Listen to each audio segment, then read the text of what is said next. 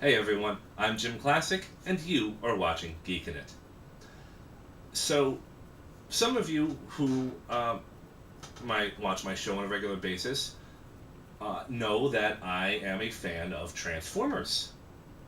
Surprise, surprise. And before the weekend of New York Toy Fair, Hasbro released some upcoming movies scheduled that's going to have the Hasbro brand on there. And it's dating up until, I think 2019 up until 2020 or 2021.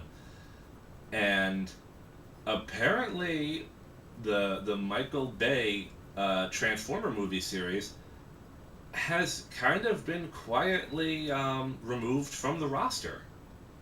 Something about Hasbro and Paramount Studios renegotiating a possible reboot to the movies has been discussed, and like I said, the Bayformers series might have been almost completely dropped. So,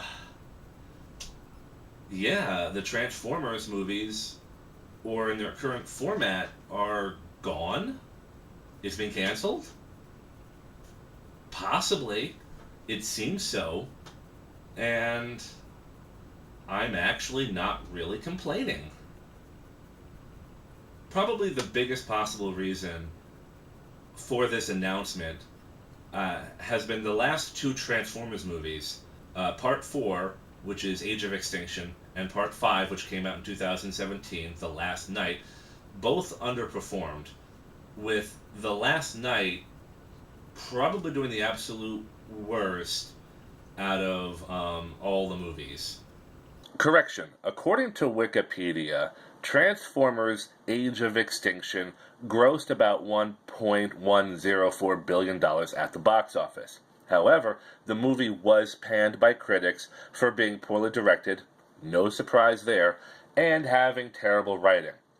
Although $1.104 billion is an impressive number, it was lower than Paramount Studios had hoped it would make. 2017's Transformers The Last Night grossed at the box office for about $605.4 million. Again, this was a lower number than what they were expecting to make, especially considering the fact that the movie cost anywhere between $217 and $206 million.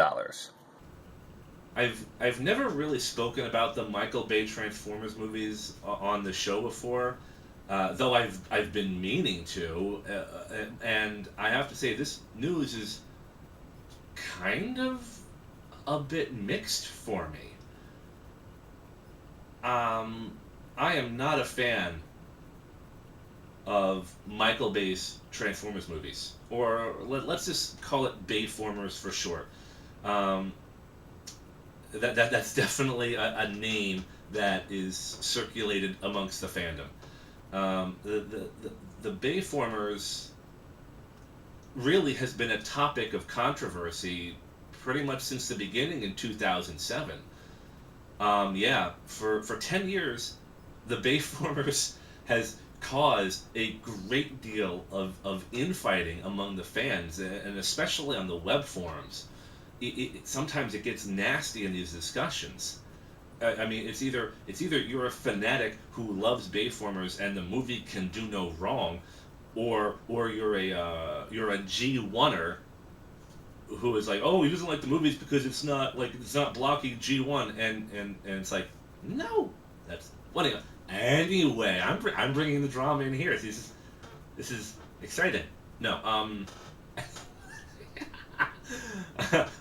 I bet you can imagine how many times I was called a G1er after just a little sample of that rant. But yeah, it's been very divisive, I think, and personally, I think this might be what puts an end to that division, and maybe start bringing fans a little bit more together. I mean, we're all still fans. People who like the Bayformers do like other Transformers series, and people who like other Transformers series do like the Bayformers. Yes, there is that mixing, but there is also this polarizing, venomous toxicity on both sides. and it's crazy. It really is crazy. And I've just really gone off script here and ad-libbed. But let me get back to the topic real quick. Yeah, has always been infighting among. Okay, there we go. So much of the original angst back in 2007 started with a lot of the scrap metal designs that were initially released. It's like, you first saw like, let's say, Bumblebee, and you saw, okay, well, he's not the Volkswagen, but like picking out, adjusting that he was going to be a Camaro, no longer a Volkswagen. Seeing Optimus Prime as a long-nosed truck with flames, and that, believe it or not, that was a topic of argument right there. That started to get people riled up. And seeing things like Megatron, and I could just write a book about how bad movie Megatron is. So I'm going to do my best to refrain from that in this particular segment. But that's how things got kicked off. Then the movie comes out, and then you see how little representation, how little fan service the first movie actually did. You could tell that the first Bayformers movie and all the subsequent Bayformers movies, they were not marketed towards the fans. They were more marketed to, John Q. public. And, very, very little was done for, to make the fans happy. Like, it was sprinkled. It was sprinkled in there. It was, it was seasoned with a little stuff for the fans, but not like Iron Man, for example, which, if you took a look at movie Megatron and, you took a look at Iron Man, you knew right away you're looking at Iron Man. You look at Megatron, and you're thinking, oh, okay, this must be some kind of a robot version of Swamp Thing, because it really doesn't look like anything else. Anyway, moving on from Megatron. Hashtag moving on from Megatron. Get it? You see, this ugliness, this is just the tip of the proverbial iceberg when it comes to my relationship to the Bayformers. But I'm going to try to keep this as objective as possible for the purposes of this video. Anyway, there is an entire laundry list of things that the Bayformers did to kind of rile up at least half of the fandom. And that's kind of been that way for the past 10 years or so. Every time a new Bayformers movie comes out, some people are like, oh my god, it's a new Bayformers movie, I can't wait. And some people are like, okay, how is Michael Bay going to fuck this one up? And there's very little in between. But, so, to hear that Bayformers might finally be rebooted or canceled outright altogether, to be honest, I'm not entirely sure this is a victory, or at least not yet. Believe it or not, I have seen all 5 movies in the theaters. I own all 5 movies on DVD as well. I have many of the movie toys. The good ones, the ones that don't look like complete and total garbage. And I know what you might be asking yourself. Jim, you just got done trash talking the Transformers movies. Why would I be a patron? Why would I be a paying customer to this stuff? And, well, I'm kind of glad you asked. I have tentatively peeked down that Bayformers rabbit hole. And objectively as I can, with a touch of bias, I will admit, I can say that the Bayformers are bad movies. But, as I said before, sprinkled in, there are some good moments in each of the films. You just have to kind of sift through all the crap and the nonsense and the condescending humor and the bad designs, and there are good stuff in each of these movies, and that's what brings me coming. That's what brings me coming back. That's what brings me back to each movie, and I guess you could say I'm just that fan. I'm gonna support Transformers in good times and in bad. And in my opinion, Bayformers has been kind of a bad patch. It's been a dark spot on the franchise. Yes, Bayformers has brought in money because, like I said, this movie is targeted to John Q. public. It's not, see Optimus Prime T-shirt. It's not really targeted to me. I was not the target audience. Um, you could say, oh well, this is also targeted kids. Yeah, but the Michael Bay's version of Transformers also has a lot of potty humor that I wouldn't necessarily want children to see it anyway. So I can objectively say that this is targeted to children. This is targeted to people who are around my age, and from teenagers to my age, who are not fans of the series. And that stings. That stings. But I've still paid for it anyway. I've still bought into it. You could say I've been part of the problem for literally throwing my 2 cents in to the movie making machine. But I'm a fan of Transformers, and it's not 100% bad. It's not 100% a garbage fire. Yes, the Bayformers are shallow. They don't have that real heart, I guess, that you would see in other movies. And like I said, a laundry list of other problems that by some miracle this movie series has lasted 10 years.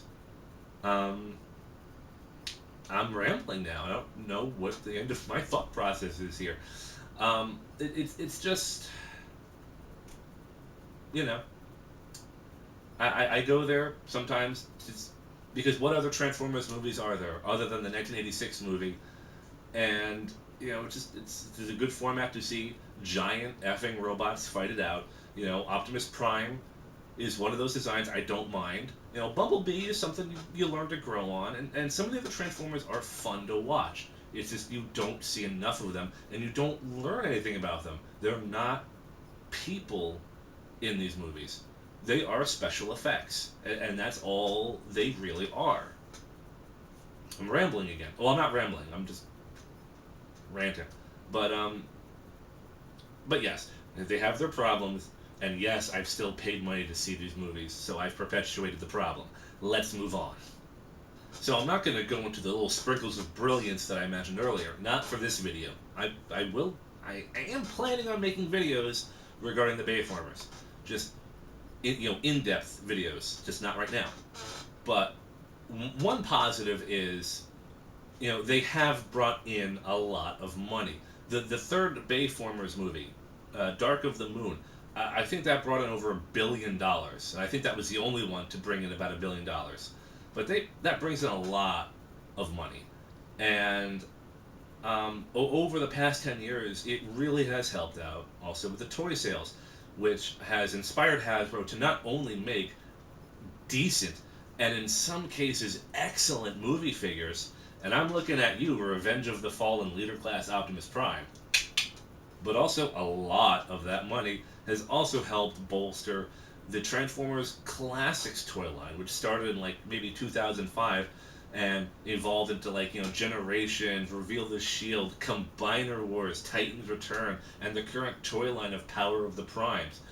That all started with Classics. Classics was just a side thing of only 5 or 10, reimagined G1 Transformers toys, and now, now we have guys like the Pretenders coming back. We have Headmasters, a couple of Target Masters. Beast Wars shows up every once in a while. I've got 2 Rodimus Primes back there thanks to the Classics. And Rodimus Prime is one of my favorite Transformers.